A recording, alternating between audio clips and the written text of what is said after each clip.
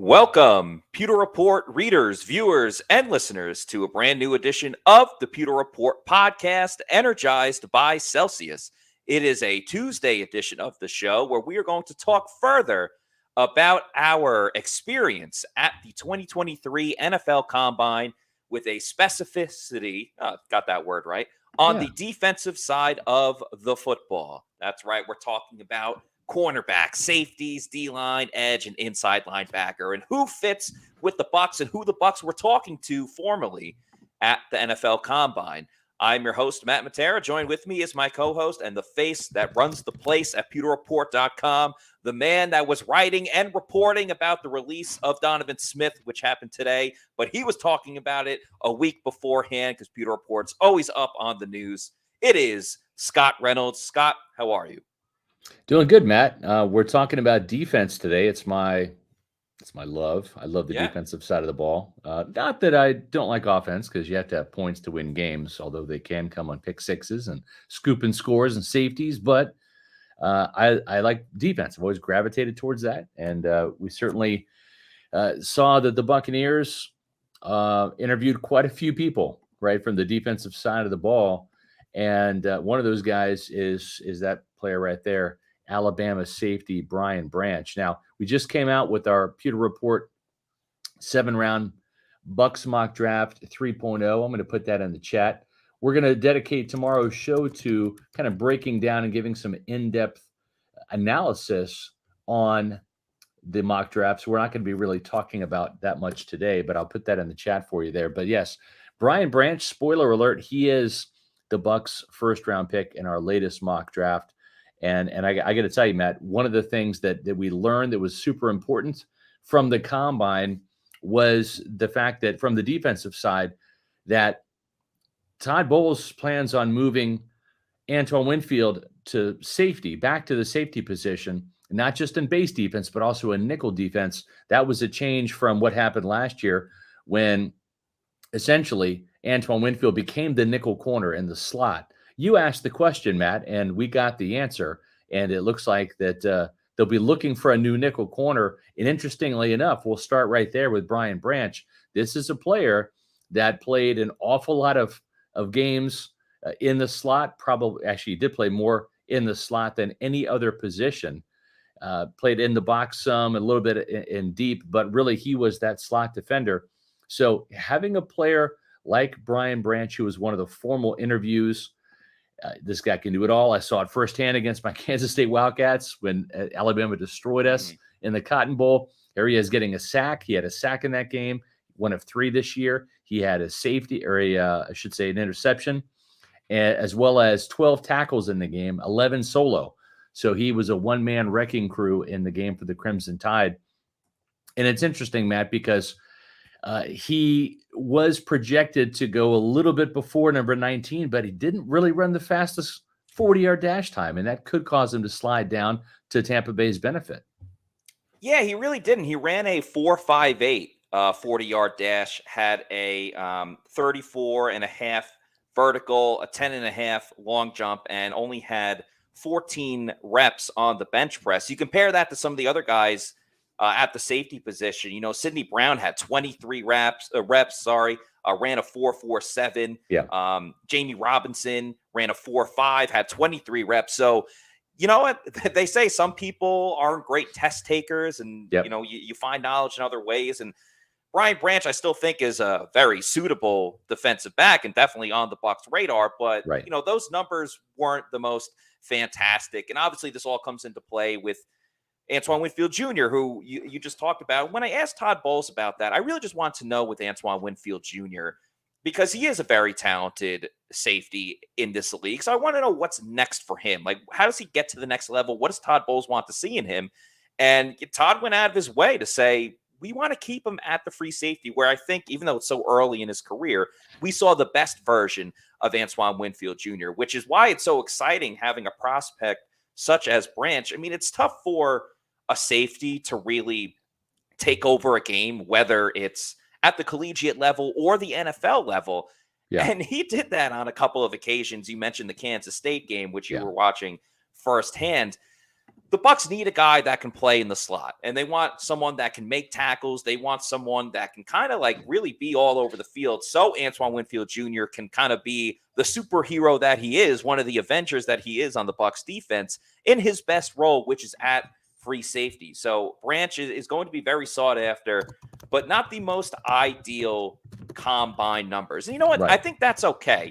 Dan Campbell, the Lions coach, he said, we judge everything by the tape. We don't judge it by the numbers that when they're running around in shorts and t-shirts. And that's kind of a gripe you and I have had, Scott, about the combine in general, particularly with the quarterback position of why are they throwing in a t-shirt when on Sundays and Mondays and Thursdays, they're going to be throwing with shoulder pads. And I think you said at the combine, if I had it my way, I would prefer if they wore shoulder pads all of the time and helmets, because that's what they're going to be doing in the games.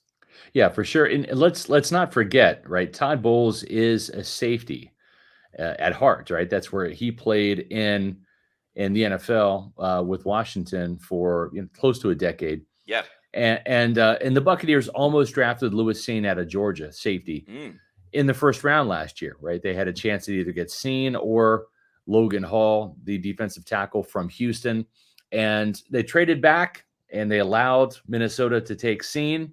But if they stayed put in the first round, they could have certainly drafted him. And it certainly would have set up a dilemma if the Vikings would have taken a different player at the end of the first round. If Seen and Hall were still on the board together, Todd Bowles might have got his way and had a safety for his first pick as a head coach in Tampa Bay. So it's an important position just because of the playmaking ability, the communication. And we all know how important Antoine Winfield is, right, to the Buccaneers defense. He's the best player on defense, right? At least Todd Bowles kept saying it was either Winfield or Devin White. He said he's a top three. He's a top 3 player in the Bucs defense, but kind of like how a couple of prospects, they refused to disclose whether they had formal or informal meetings. Todd Bowles refused to disclose who's first and second in the Bucs defense. So that's up for debate. That's up for interpretation by Bucs media and Bucs fans. But without question, Antoine Winfield Jr. is in the mix. Yeah, and the thing is when you look at the tape, Brian Branch is another Antoine Winfield. Like he's that good of a prospect. He might not even be there at number 19. I think that the low testing certainly helps. But what I will say about Brian Branch is the guy missed 4 tackles in 3 seasons. Matt, it's one thing to miss 4 tackles in a year. That is absurdly good for a defensive player. He missed 4 tackles in 3 years as a starter at Alabama, had a 68-yard punt return for a touchdown against Louisiana Monroe, and only one of 2 punts that he ever returned for the Crimson Tide. He's fast enough. The tape is there. He's instinctive enough. He's a hard hitter. He is as solid as they come. And I don't mean solid just like a C. Yeah, well, yeah, or even like a C grade solid. I mean, he's exceptional. But what I mean by solid is he's just about bulletproof. You'd love him to be a 4-4 guy, but he doesn't get burned on tape. He's a smart, technical guy. He's physical, and really he would play that nickel corner position, and also give the Bucs some flexibility there. No, it's not a luxury position. It absolutely isn't. The Buccaneers need a nickel corner. And so what you're doing is you're drafting a starter here in the first round. And with the Buccaneers and most teams facing or being in nickel defense, Matt, at least 2/3 of the game, if not 70%, you're talking about a high impact player. And when the Buccaneers would be in base defense, Winfield and Branch would be the safeties. When they go nickel, then you bring on another safety, and then Branch would move to the slot like Winfield did last year. But he's just a better version of Winfield in the slot because he's had more experience doing it.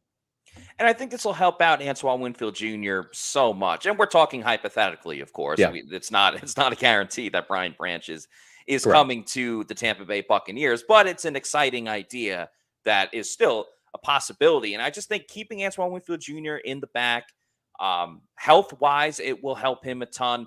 And Branch, he's going to be on the field all the time, as you said. Nickel corner is just as important as your cornerback too. in this league. And let's remember, almost every position on the defensive side of the ball is a necessity for the Buccaneers. Yes. Whether it's at safety, outside of Antoine Winfield Jr., you Right. have nobody. Right. Nobody is playing in the backfield next to Antoine Winfield Jr. at the moment. Carlton Davis, with all due respect to Zion McCollum, doesn't have anyone playing on the other side of him. Right. With Jamel Dean going into free agency. And Right. as you reported today, Scott, or tweeted out, the Bucs aren't going to use the franchise tag on Jamel Dean. So best of luck to Jamel Dean onto greener pastures. And then I'm not trying to get all over the place here, but again, edge rusher outside of JTS. You have options there with Shaq Barrett injured. Linebacker, we've talked about that. At defensive line, you have Vita Vea and Logan Hall. So there are no luxury picks in this year's draft for the Bucs. Anywhere you look on the defensive side of the ball specifically is not a luxury pick, because they need guys to play right away, and they need 3 or 4 or 5 of them. Right. And you mentioned the safety position, right?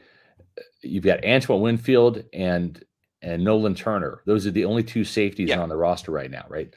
Mike Edwards is a safety, Logan Ryan's a safety, and Keanu Neal is a safety. All 3 of those players played last year and started at some point for this team next to Winfield or in place of Winfield when he was injured, and they're all free agents. Now, will some of those guys be back? Yeah, I think at least one will be back. Probably Keanu Neal or Logan Ryan on a veteran, league minimum 1-year deal. I don't think they did anything to fetch a higher contract elsewhere this year. And maybe Edwards returns too. Maybe he doesn't find much of a market out there. We'll see. But they need safeties. There's no doubt about it. And you mentioned the outside linebackers. Well, first of all, let's go through and talk about the safeties that the Buccaneers met with at the combine, formally and informally. And the thing too, Matt, that's important to understand is when we say safety, this could also be a player that will play in the slot, that will play that slot cornerback position, because that again is what Todd Bowles' thinking is. He wants a more physical guy there, rather than drafting a corner to play there. A lot of times you're going to have those safeties that wind up in the slot. We mentioned a couple of those guys already. J.L. Skinner, who is a bigger bodied guy. He is more in that Keanu Neal type of mold at 6'4", 205. He met formally with the Bucs at the Senior Bowl and informally at the Combine. You mentioned Illinois' Sidney Brown. Same thing. They actually had 2 interviews with him at the Combine, formal and informal. So if Brian Ranch is not an option, Sidney Brown might be an option, right, in rounds 2 or 3. Florida State's Jamie Robinson also had a formal interview, and Illinois safety Quan Martin had a formal interview as well. All of those players can play that slot corner position on third downs that we talked about, as well as playing either in the box or free in base defense as well. Todd Bowles likes to mix up the looks and shuffle the deck a little bit in the secondary. The players that they met with on an informal basis: Texas A&M's Antonio Johnson, California's Daniel Scott, Ohio State's Ronnie Hickman Jr., Pitt's Brandon Hill, Iowa State's Anthony Johnson, Boise State's Tyreek Jones, Georgia safety Christopher Smith. I like him as well. Notre Dame's Brandon Joseph, Alabama's DeMarco Helms, Houston's Gervarius Owens, Oklahoma State's Jason Taylor, Florida's Rashad Torrance, and Iowa's Kayvon Merriweather. That's a lot of players that they have met with. That shows you how important the safety position is and how right now it needs to be replenished, because there's no guarantee, although we think it's likely, Matt, there's no guarantee that Ryan, Neal, or Edwards or any of those guys return. And let's remember, Jason Licht and the Bucs front office are not afraid to draft multiple defensive backs in one draft class. You remember when Carlton Davis got drafted, and Carlton turned out to be a great corner for the Bucs. MJ Stewart was drafted before him.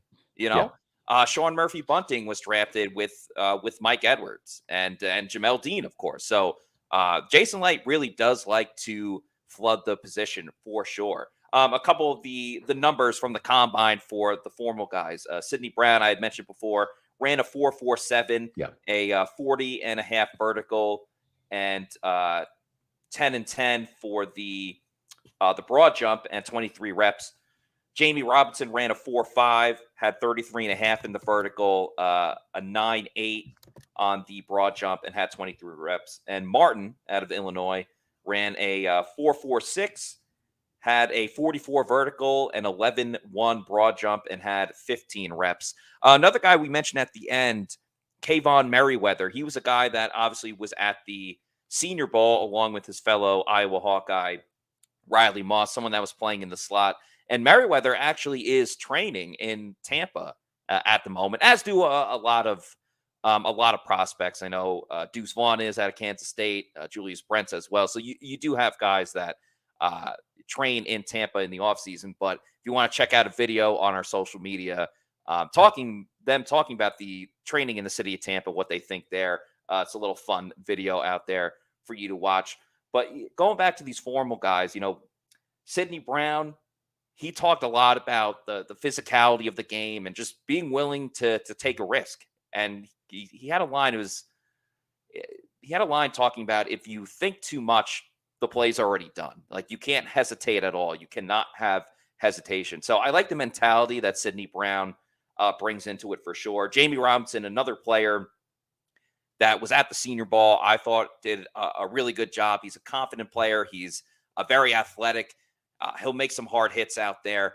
I think the Bucs are going to have a couple of different options, how they want to, yes, get a nickel corner, but really fill out their entire cornerback room. Because if Logan Ryan is re-signed, you might want to go for a more athletic type of player than kind of, or a more like hard-hitting player than maybe like the athletic, elusive guy. If Keanu Neal comes back, he's more of the hammer that's going to take it to the nail. Maybe you don't go with, Sidney Brown is a little bit more physical, and you look for an athletic type of defensive back or nickel corner. So that's where the free agency will really come into play, not just for, the Bucs filling out their roster, but how they attack the draft. Because you don't exactly want a little bit of variety in different parts and, exactly at the same position. If you have wide receivers, you don't want every single player to be very tall and great on the vertical route down the field on a go route. You also want a wide receiver that's great in the slot, or is, has a quick twitch, or maybe better hands than some of your explosive guys down the field. So there's so many elements that go into building a roster. And that's why getting those 1-year deals, and Jason Licht talked about that he's interested in bringing back Keanu Neal and Logan Ryan. And as you talked about, maybe one of them. But, if Neal's re-signed, then I don't know what that means for Sidney Brown. If Logan Ryan's back, who knows what that means for some of the other guys on those lists. So it will be very interesting to see how the Bucs really attack this free agency. Not expecting a huge splash deal or anything of that nature, but we will see value. Yeah, so it's all going to be bargain hunting for the Bucs. Now, I got to take issue with Wayne. I'm telling you, safety is a marquee position. If you don't agree with me, I mean, that's your prerogative. But I mean, John Lynch was a marquee safety for years. Troy Polamalu, Ed Reed, Antoine Winfield is one here in Tampa. It is vitally important, especially in the passing game with that taking such prominence. It is just as important as finding a good corner. If you don't have, you can have some good corners. If you don't have a safety, that's just how it is. So let's talk about the corners real quick here. Just build up. This is Mr. Angle 333. Just build up the D-line. If you're getting consistent and good pressure there, then your cornerbacks and safeties are going to benefit. That's true, but you're not always going to get home, right? You have to have people that can cover, and sometimes these three-step drops, the RPOs, the passes come out so quickly that the pass rush is kind of neutralized by the quick passing game. You got to have people who can cover. And Matt, the Buccaneers, it's interesting, right? They had 5 formal interviews with safeties: Skinner, Brown, Branch, Robinson, and Quan Martin. Yet they're poised to lose Jamel Dean and maybe even Sean Murphy-Bunting. Although if there's no market for Sean Murphy-Bunting, I think you and I both agree, Matt, we could see SMB back on a 1-year prove-it deal for a very cheap price. But they only interviewed 2 cornerbacks formally: Christian Gonzalez, who may not be there right? At number 19, he's probably going to be off the board, I would say in the top 10 or 15 for sure. Mm-hmm. And then the other guy that they interviewed was South Carolina's Cam Smith, who probably will be there at number 19. A lot of other cornerbacks they met with, including Emmanuel Forbes from Mississippi State, Julius Brents from Kansas State, Darius Rush from South Carolina, Tariq Stevenson from Miami, Mekhi Blackman, USC, Jacorian Bennett from Maryland, Alex Austin from Oregon State, Eli Ricks from Alabama, Utah's Clark Phillips, A.J. Johnson from Virginia, Miles Brooks from Louisiana Tech, Garrett Williams from Syracuse, Darrell Luter from South Alabama, and Oregon State's Rezjon Wright. But only 2 of those players, including Smith right there, you see, were formal interviews. So that tells me probably not going cornerback in the first round. I think cornerback, when you look where Jason Licht has drafted them, that's a second and third round kind of deal, right? Carlton Davis in the second round, John Murphy Bunting in the second round, MJ Stewart in the second round. Third round, you had Jamel Dean. Just seems to me it's more of a day 2 kind of pick. Don't you agree? It does feel that type of way. Gonzalez, probably off the board, but very exciting player to watch. Super athletic, and you could probably tell that by his 40-yard dash, ran a 4.38. Also had a 41.5 in the vertical jump and an 11.1 in the broad jump.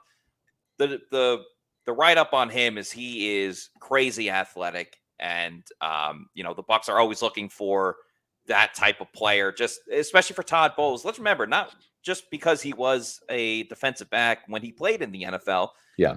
Before he was a defensive coordinator, he was also a secondaries coach for a very long time in multiple spots. So it's one thing when you know how to play the position, but he also knows how to coach the position. And I think that's why you saw in the past couple of years when you had either, Richard Sherman at corner come off the street, or another safety like Andrew Adams was able to play well when the Bucs went to the NFC Championship game, and Winfield didn't play in that game, and Jordan Whitehead ended up getting hurt. Todd Bowles loves having a versatile defensive back that he can move in other areas. And yes, a lot of that is safety, but Gonzalez really fits the mold there as well. Cam Smith, he did fine as well, ran a 4.43, had a 38 in the vertical and an 11.2 on the broad jump. So got one more than Gonzalez there. Another guy, lanky, doesn't always have the speed to catch up if you are going to if you do burn him on a play. And let's face it, when you're a defensive back, it's going to happen to you every now and then. That's just the nature of the game. The only knock with Cam Smith really is, not only, but he's had some lingering issues here and there, that's caused him to miss some games over the last 2 seasons. A little bit of an injury history, but at the same time, Antoine Winfield Jr. had an injury history at Minnesota, and the Bucs took a gamble on him. And, clearly that panned out very well for him. But I think SMB does play a lot into this. Right. If there's not too much of a market, I think the Bucs bring him back on a cheap deal, and I think both sides will be happy. I think SMB genuinely likes being in Tampa. He's built a good background here with this charity and just getting along. He's definitely a team guy, good in the locker room, very friendly with a lot of guys. It certainly means well. Gosh, if he could do 2 things, if he could stay healthy for an entire season and then put an entire season together, because he has had games where he's been really, really competent and good. And then he's had some games where he's been awful. And I think it's maybe a confidence issue, it's an injury issue. I would love to see this guy play at his full potential for 1 year, just to see what he can do. And he does have the ability to play inside in the slot because of his size, as well as play on the outside. So he does bring that versatility you're talking about, Matt. But if you're talking about speed, and we're also talking about size, this guy's one of the most interesting, kind of polarizing players. He was in our mock draft last time in the first round. And the interesting thing is he's 6'1". He's not 6 foot. He's 6'1". So he does bring some decent length. But man, Emmanuel Forbes from Mississippi State checked in at 166 pounds. I thought Sauce Gardner was a skinny corner. Yeah. This guy has like spaghetti legs. I mean, they're noodles. And he's physical for his size, but he is certainly not anything like Christian Gonzalez or Julius Brents, two of the more physical cornerbacks in this draft. And that's one thing Todd Bowles likes, Matt, is he likes bigger physical cornerbacks, 6'1", 6'2", even 6'3", like Brents. But Forbes did not meet formally with the Buccaneers, and I thought that was interesting. This guy is a pick six waiting to happen. Yeah. He had 6 pick sixes in college, 3 in last year, and 3 his first year at Mississippi State. And he's an incredible ball hawk with great skills, 4.35 speed. He's an absolute burner, but he is a bit of a conundrum because of his lack of size. And I don't think he's got the frame. I think this guy would max out maybe at 180 pounds. It's so tough because the positives about him, and that's been the huge knock on the Bucs, is that their cornerbacks do not take away the ball. For as much as we love Carlton Davis, he hasn't gotten those interceptions. So you see the numbers that he put up, and the speed, a 4.35 speed is truly fantastic. We just talked about Gonzalez 4.38. For Forbes to get a 4.35, and the Bucs haven't met with them formally is a little bit surprising. I do worry about the skinny cornerbacks at the position where you kind of can get tossed and bullied around. Like, I can't even imagine if he were to go to the Bucs and he lines up against Mike Evans, what Mike Evans would do to a skinny cornerback like that. And Mike loves to take advantage of smaller size cornerbacks, or at least weight wise. If Mike can beat them down. You can watch some highlight tapes of Mike just completely derailing corners or getting in fights with them and defending his teammates when the when the Bucs are playing the Saints, which always going to have Mike's back. I know I always have the back of Celsius Energy Drinks, the official sponsor of the Pewter Report podcast. They are absolutely delicious. Make sure you check out their new flavors, the Fantasy Vibe and the Sparkling Lemon Lime. Both have been in my repertoire now. I'm a huge fan of both of them. Go to your local 7-Eleven, CVS, your local bodega, your bodega to check them out. 7 essential vitamins, 0 crash or post-energy drink jitters that you might get with some other brands. Go to the Celsius store locator. We can say it is effective and useful. We used it when we were in Indianapolis to go get our Celsius, which we were having before the podcast as well. Punch in your address, find out where you can get a Celsius near you. And then if you want to start buying it in bulk, which I would highly recommend, also get the variety pack, because variety is the spice of life. And why have one great flavor of Celsius when you can have multiple great flavors of Celsius? As you see on the screen, we were hitting it at the same time. Then we did again. I got it on this one. Okay. Boom. There we go. There you go. You got the sparkling orange, Fuji apple pear, peach mango, a ton of awesome different flavors. Do the subscribe and save on Amazon. Have it sent to your house or apartment every week, monthly, quarterly, whenever you want it. Just make sure you're drinking Celsius Energy Drinks, the official sponsor of the Pewter Report podcast. It's so good that they're actually running a little bit out of Celsius on Amazon right now. So the response to Celsius has been tremendous. So please be patient.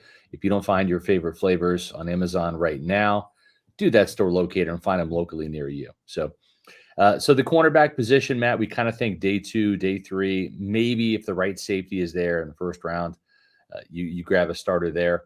I know people have been, jonesing about edge rushers, defensive line, et cetera. Okay, well, let's talk about that, because the Buccaneers, when it comes to edge rushers, they interviewed more of those players formally than any other position except for maybe tight end, just because it's so deep this year at tight end.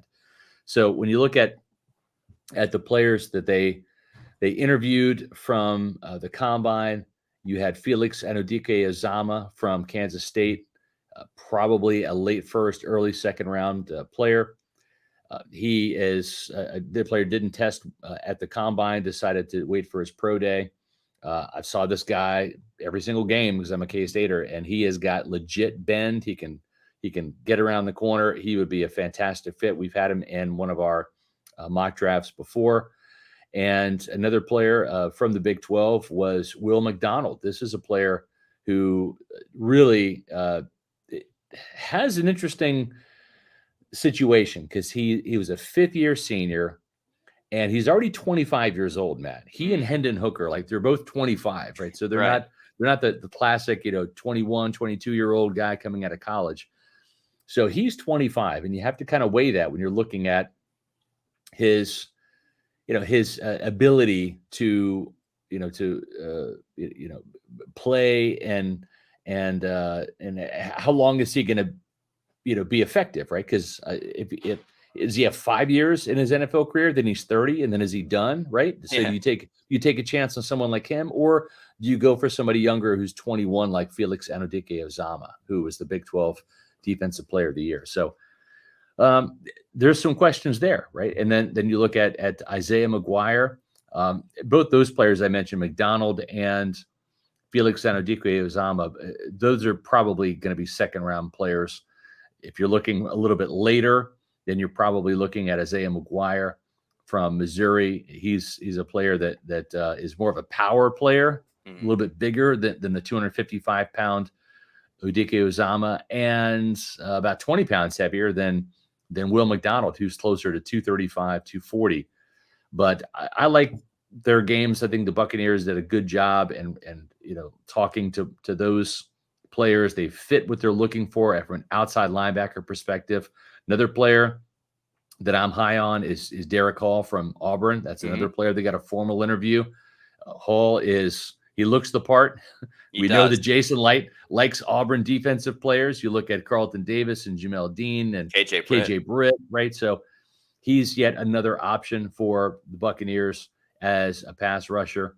And then Yaya Diaby. This is a player that probably a day 3 guy in that 4th round, maybe sneaks up to the 3rd round. Let's talk about him, Matt. He put some amazing numbers up.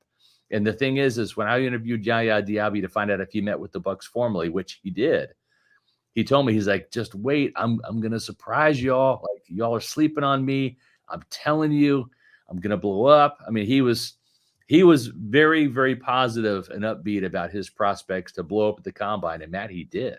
He really did. He had a 4.51 40-yard dash, had a 37 vert, and a 10 broad jump. And a lot of these prospects.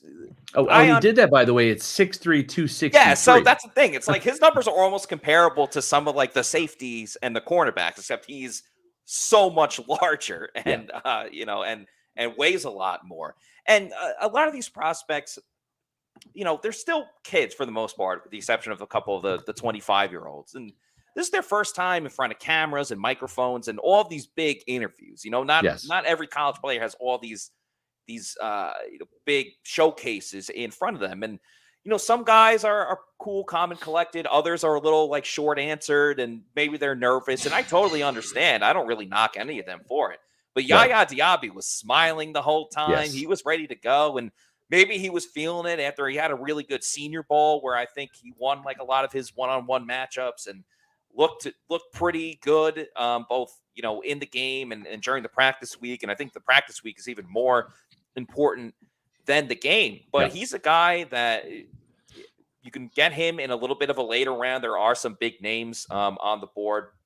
The thing that's important to me, and why I like your guy from Kansas State, Felix Anudike-Uzomah. There you go. You nailed it. Not as polished as you are, but sorry. When I was watching the tape, and you were showing me the tape as well, he gets the football. He knocks the football out of the quarterback's hands, and I think that was a big thing that the Bucs were really missing last year is the strip sacks and the forced fumbles up at the line of scrimmage in the backfield going after the quarterback. So that's what I really like about Felix. Yeah. I like Derek Hall, but the thing that concerns me, if you look at the history of recent edge rusher draft picks by the Bucs, Derek Hall, he's built. He's got that Hulk stature. Right. And it just, I get a little worried when you look at Joe Tryon-Shoyinka, and he was built like a statue, and Noah Spence, another guy that had all the physique, and it didn't necessarily translate to the field on game day. And the book is still out on JTS. It's not exactly trending. in the right direction. Right. That worries me a little bit with Hall, and then slightly, That's this a fair doesn't really point. affect how he plays. But wearing number 29 as an edge rusher, I'm not a huge fan of that as well. But Rashad White, maybe he's doing him a favor by Right. now Freeing wearing that number number up. 1 Yeah. and giving the number up to him.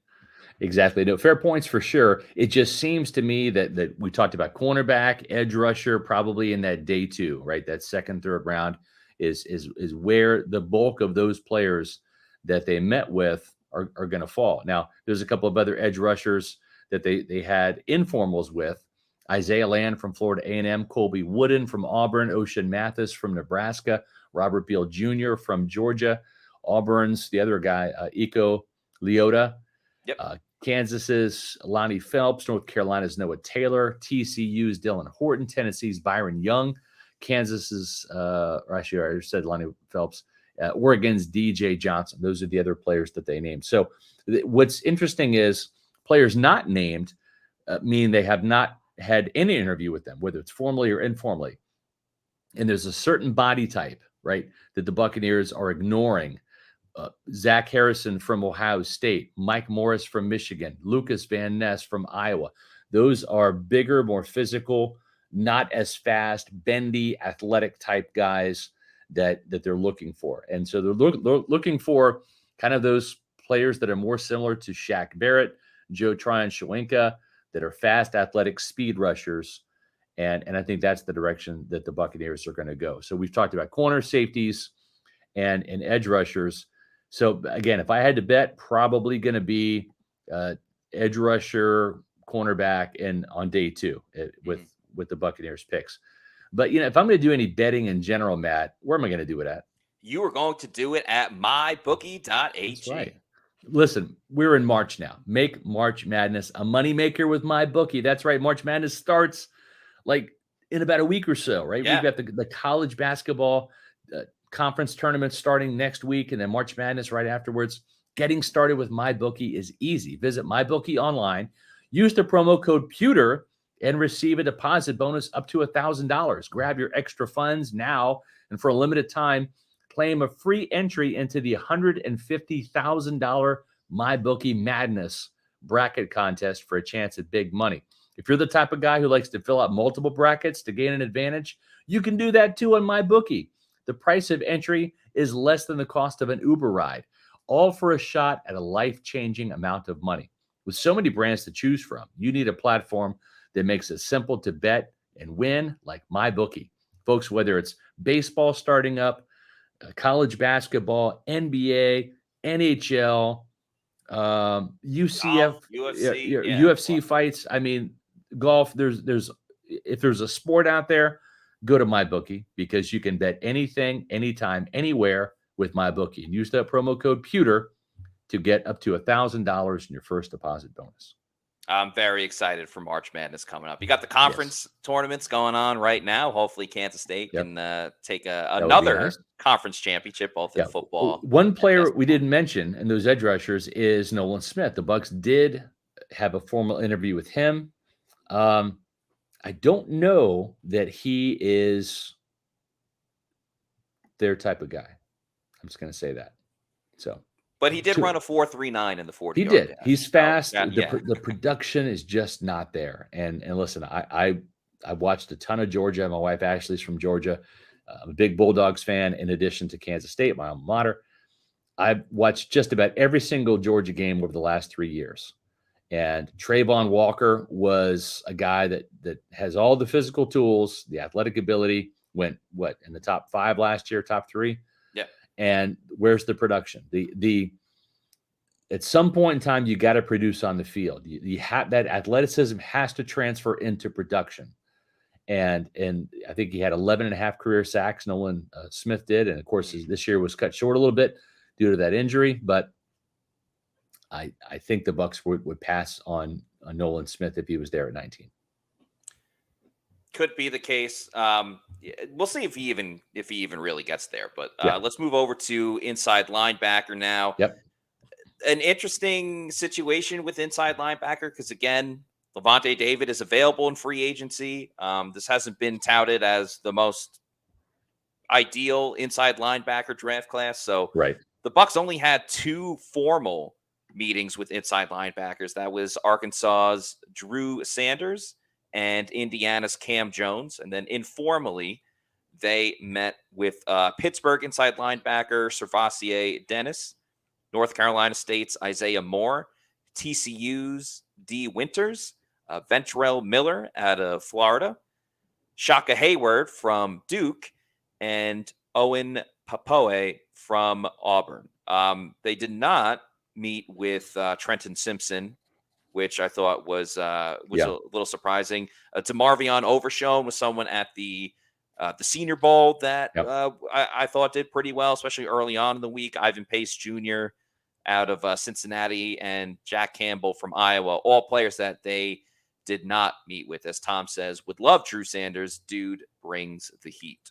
Yep. The thing with Sanders that's interesting is he was an edge rusher at Alabama, didn't find much playing time there. Mm-hmm. So he went ahead and transferred to Arkansas, where he was making the transition this past year to inside linebacker. Now, he did line up on the edge a little bit, kind of like what Micah Parsons did, racked up some sacks there, big-time pass rusher, but I think he missed 22 tackles in open space. So that's a real big concern, right? If you're trying to replace Levante David, you love the fact that Sanders can get after the quarterback, Matt, on blitzes, because we know Todd Bowles likes to bring not just Levante David, but Devin White. But man, you got to be able to make some tackles between the tackles. You got to be able to be stout in the run game, and that was alarming. Now, is that just kind of a transition issue, right, where he was playing off the ball for the first time and was a little, scatter shot there because he was in a new position? We'll see. But you're right. They only interviewed 2 linebackers. Cam Jones, really kind of disappointed with his 40-yard dash time. He was a player that, you look at the film, he looks fast, extremely productive, had a couple picks, including a pick 6, had, I think, 7 career sacks for Indiana. I talked to him. He is super smart. Football IQ is off the charts. So we'll see how he does with this pro day. But yeah, his 4.69 40-yard dash time was not what I or the Bucs were expecting. And we'll see if that was just an anomaly. He is coming off a foot injury that caused him to miss some time. That may not be fully healed, and that may have affected his 40-yard dash time, but he plays faster than that on film. So that's a name to keep in mind there. Matt, we talked about defensive line and how right now it's kind of crazy to think, but this team has 2 legit players, right? 2 under contract. That's Pro Bowler Vita Vea, who's a Pro Bowler 2 years ago, and then last year's top pick and started the second round, Logan Hall. And that's it, right? You're talking Will Golston, Akeem Hicks, Rakeem Nunez-Roches, Pat O'Connor, Deidrin Sanat. That's 5 defensive linemen that saw either heavy use or spot usage as a reserve. Right now, the cupboard is just about bare when it comes to defensive linemen. I think some of those guys are going to get re-signed to maybe 1-year prove-it deals. I think you could probably do a league minimum veteran salary for Will Golston. He probably comes back. Not sure he's going to have many suitors out there after not posting a sack last year. I think Nacho loves being in Tampa. But this is not a great defensive tackle draft class. And I think for the Bucs, as far as the defensive line goes, we talk a lot about how the Bucs have built a good culture here because of the leaders. And I think that's why you would see Nacho and Will Golston come back. I think if Will wants to keep playing, it's either Tampa or nowhere else. Yeah. Nacho is an energy guy. So I'm all for bringing him back, bring both of them back on cheap deals. But it doesn't exactly go.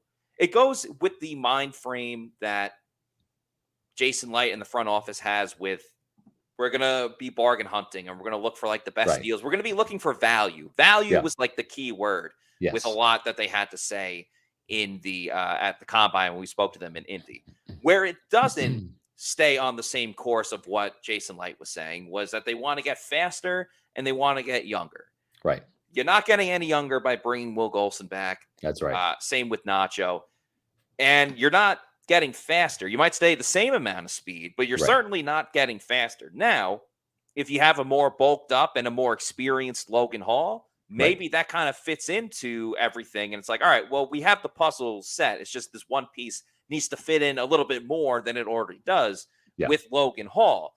But the run game took a dip last year. And if you want to blame Devin White, the inside linebacker, for that, sure, that definitely played a part into it. But I don't think the defensive line is scot-free either for what really went on. And some of the reason why they didn't get that interior push is because they didn't get it from anyone outside of Vita Vea. And Vita led the team in sacks last year, which is not always common for a nose tackle unless Warren Sapp is playing there. So there's a lot of rebuilding and a lot of retooling that needs to be done with the defensive line.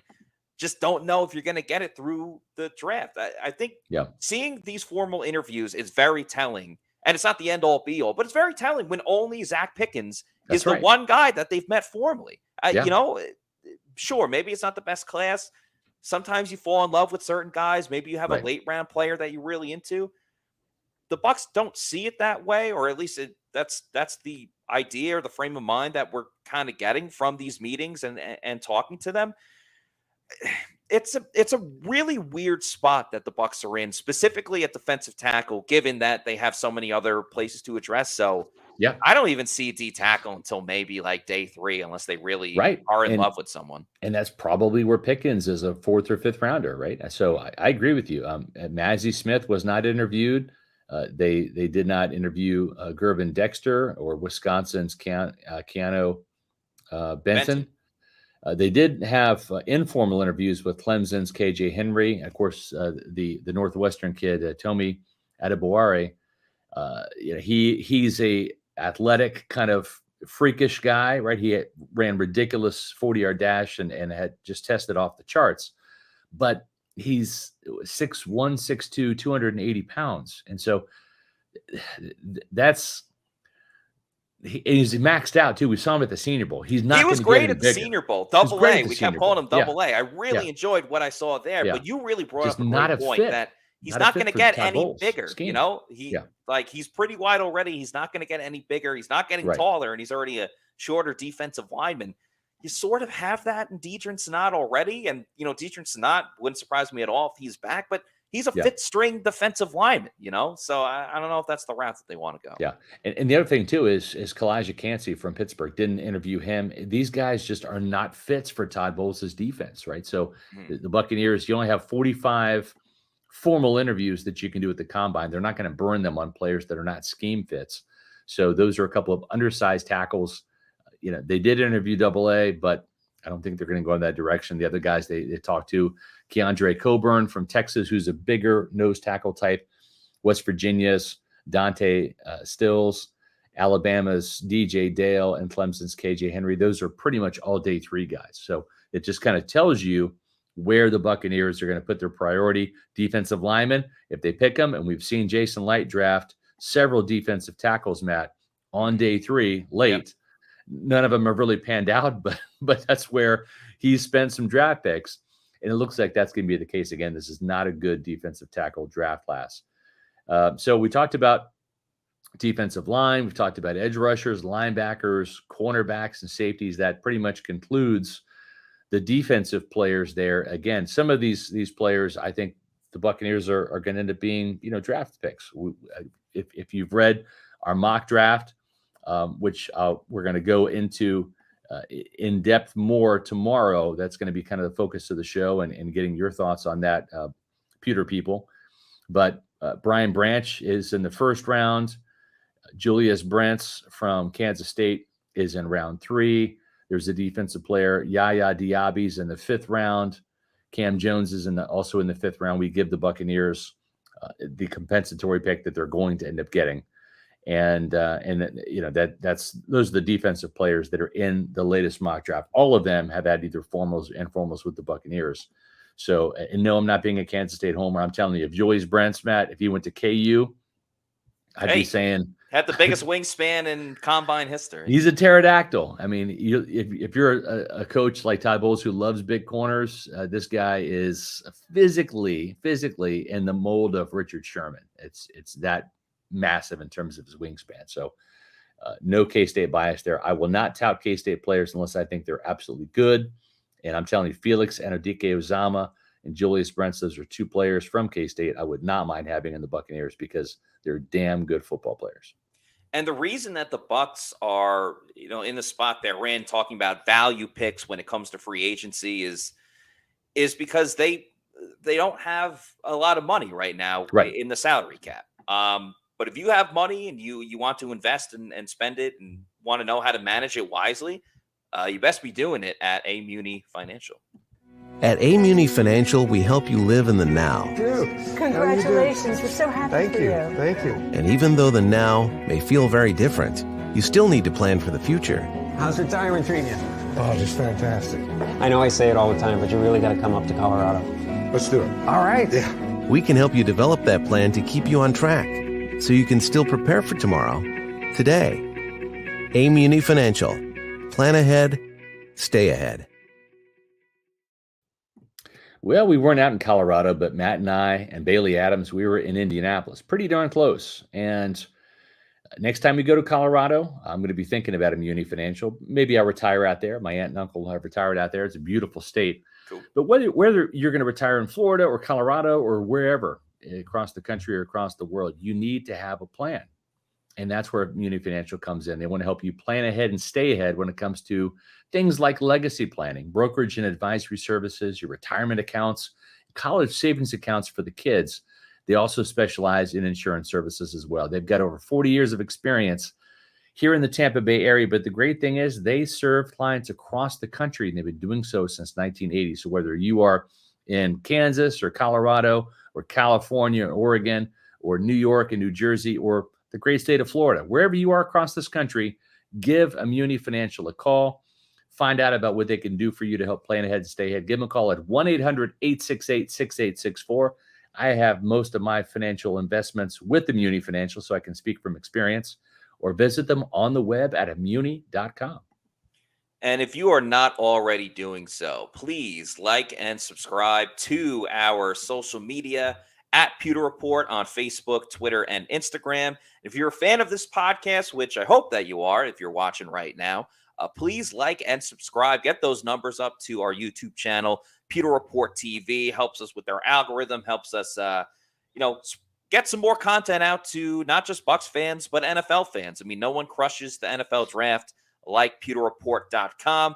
We have Pewter Reports and Scott's Mock Draft 3.0 that just got published mere seconds before the podcast started today. We're going to break all of that down on tomorrow's episode, as Mark Fisher says.